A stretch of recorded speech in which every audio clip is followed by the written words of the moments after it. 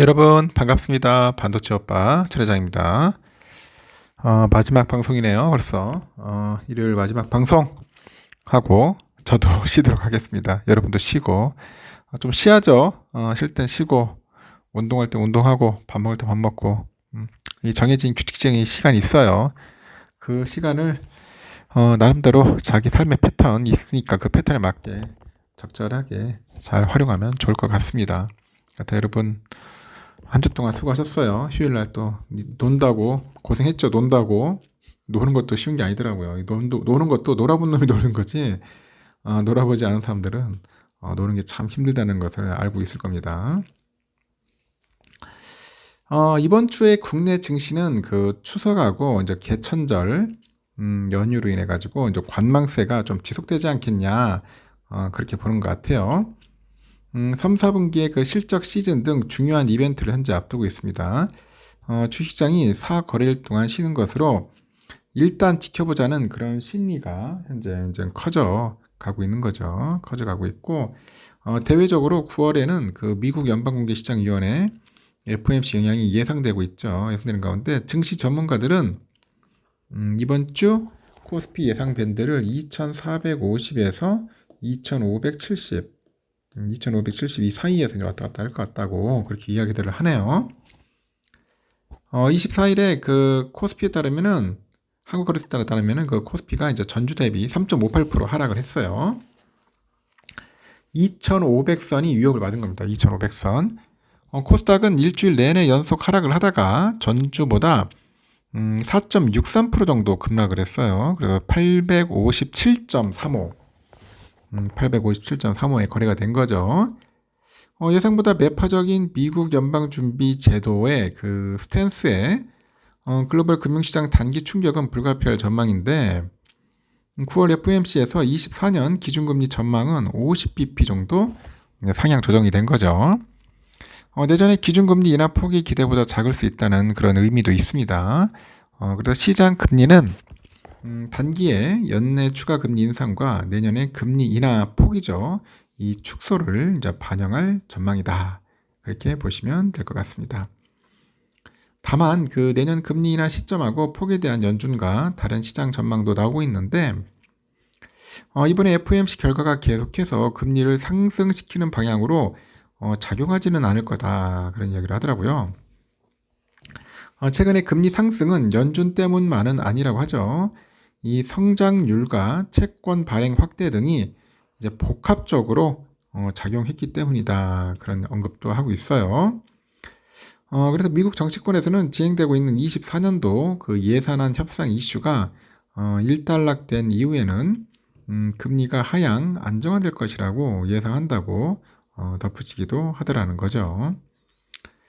연준 발표에도 코스피가 하락 추세로 진입할 가능성은 낮다고 봅니다. 금리 인상 국면에서 부재했던 경기 모멘텀이 견고해지고 있고요. 추가 금리 인상과 고금리 지속의 그 근본적인 이유가 견고한 고용, 단단한 서비스 경기이기 때문이다. 그런 이야기를 합니다. 국내 증시는 오는 28일부터 10월 3일까지 휴장을 합니다. 굉장히 길어요. 뭐 중국도 국경절과 중추절이 겹쳐요. 오는 29일부터 다음 달 6일까지 있습니다. 걔들은 우리도 더 쉬어요. 이렇게 긴 연휴 기간에 투자자들의 그 관심은 지난 8월 재개된 한국 단체 관광 현실화로 쏠리고 있는데 중국 여행객들이 해외여행 성수기에 한국을 얼마나 방문하는지에 따라서 이제 소비주들의 그 추가 반등 여력이 확인될 수 있기 때문이겠죠. 코스피가 2550선 이하로 조정 국면을 이어간다면 비중 확대는 유효하고 9월 수출이 가시화되는 상황인데 실적 전망 상향 조정, 외국인 수급 개선이 맞물리고 있는 반도체나 자동차, 기계업종에 대한 관심을 좀 유지를 해야 한다고 합니다.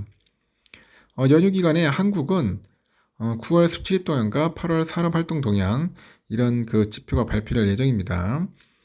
미국에서도 이제 9월 그 ISM의 제조업 지표가 좀 발표가 되겠죠. 이달 FOMC에서 연내 그 추가 금리 인상 가능성을 열어두면서 달러는 강세를 보이고 있고 올해 국내 총생산 성장을 전망치는 기존 1에서 한 2.1%로 크게 상향됐지만은 그런 물가 전망은 소폭 하향 조정됐다고 합니다. 원달러 환율은 이번 주 달러당 1300에서 1360원에 거래될 전망이고요.